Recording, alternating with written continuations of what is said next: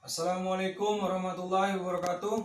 Nama Mohrido Hafidi, NIM 1910511034. Kelas B Ilmu Pemerintahan. Di sini saya akan mempresentasikan tentang manajemen pemerintahan berdasarkan Undang-Undang Nomor 32 Tahun 2004 dan Undang-Undang Nomor 23 Tahun 2014, yaitu penerapan kebijakan desentralisasi merupakan landasan normatif bagi perubahan penyelenggaraan pemerintahan di daerah, termasuk dalam hal perubahan kewenangan baik di tingkat pemerintah pusat, pemerintah provinsi, maupun pemerintah kabupaten atau kota. Perubahan ini berimplikasi pada perubahan beban tugas dan struktur organisasi yang melaksanakan kewenangan-kewenangan tersebut, yang kemudian menuntut dilakukannya penataan kelembagaan pemerintahan di daerah. Konsep tersebut telah cukup memadai dan diimplementasikan dengan menerbitkan undang-undang tentang pemerintahan daerah dan diikuti dengan peraturan pelaksanaannya yang memberikan ruang kewenangan bagi daerah untuk melaksanakan urusan di daerah. Sejak reformasi sampai sekarang telah terjadi 3 kali perubahan fundamental dalam undang-undang pemerintahan daerah. Undang-Undang Nomor 22 Tahun 1999, Undang-Undang Nomor 32 Tahun 2004, dan Undang-Undang Nomor 23 Tahun 2014 sebagai upaya mengakomodasi dinamika perubahan lingkungan strategis yang harus berkembang dalam kehidupan masyarakat, dan juga tersedianya perangkat daerah yang efisien dan efektif menjadi sebuah keharusan. Adapun kedudukan perangkat daerah merupakan unsur pembantu kepala daerah, dalam hal ini gubernur dan DPRD, dalam penyelenggaraan urusan pemerintahan yang menjadi wewenang daerah.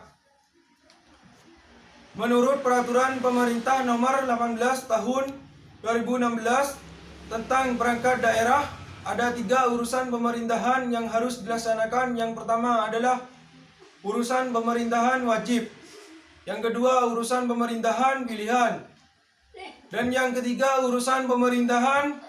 Yang pertama, urusan pemerintahan wajib, yaitu urusan yang berkaitan dengan pelayanan dasar yang meliputi pendidikan, kesehatan, pekerjaan umum, dan penataan ruang, perumahan dan kawasan, pemukiman, ketertiban umum, dan perlindungan masyarakat dan sosial.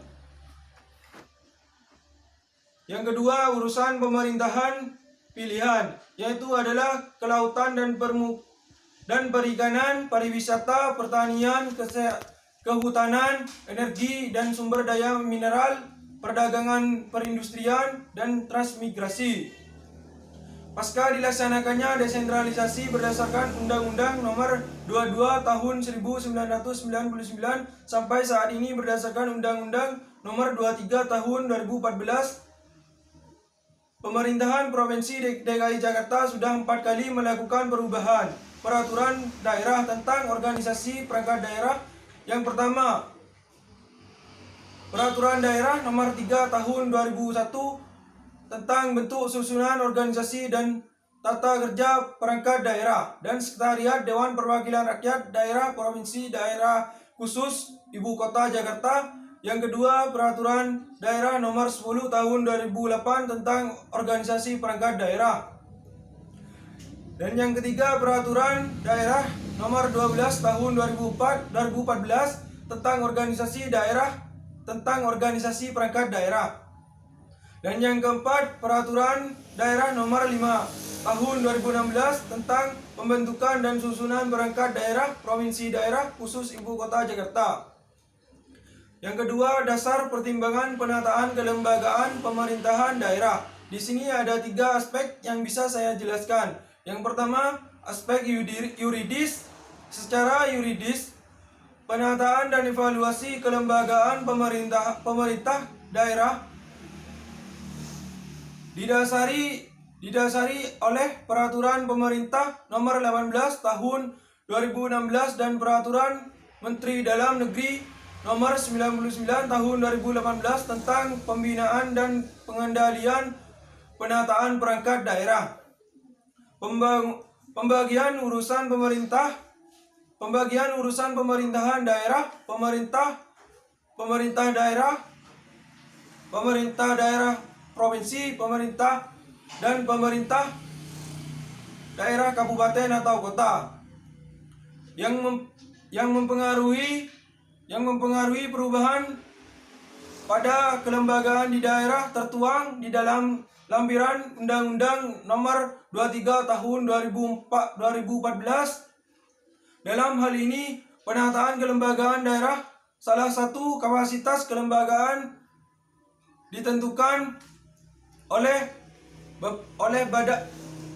beban kerja yang didasarkan atas besar kecilnya kewenangan yang dimiliki oleh suatu daerah. Yang kedua, aspek empiris. Selain didasarkan atas aspek yuridis, penataan kelembagaan suatu daerah juga harus didasarkan pada kebutuhan empiris. Kebutuhan empiris ini merupakan suatu konsekuensi dari dinamisasi perkembangan yang terjadi di masyarakat seiring dengan berbagai tuntutan kebutuhan yang semakin meningkat.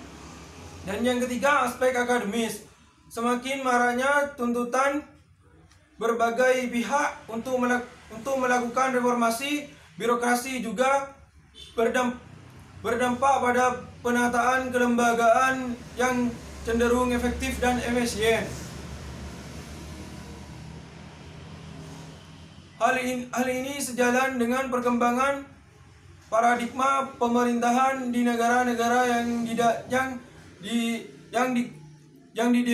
yang dewasa ini telah meninggalkan konsep pemerintahan birokrasi yang menekankan pada konsep administrasi. Pemerintahan yang mekanistis dan kaku. Sekian presentasi saya. Mohon maaf bila ada salah kata atau kurang kata. Mohon maaf yang sebesar-besarnya. Assalamualaikum warahmatullahi wabarakatuh.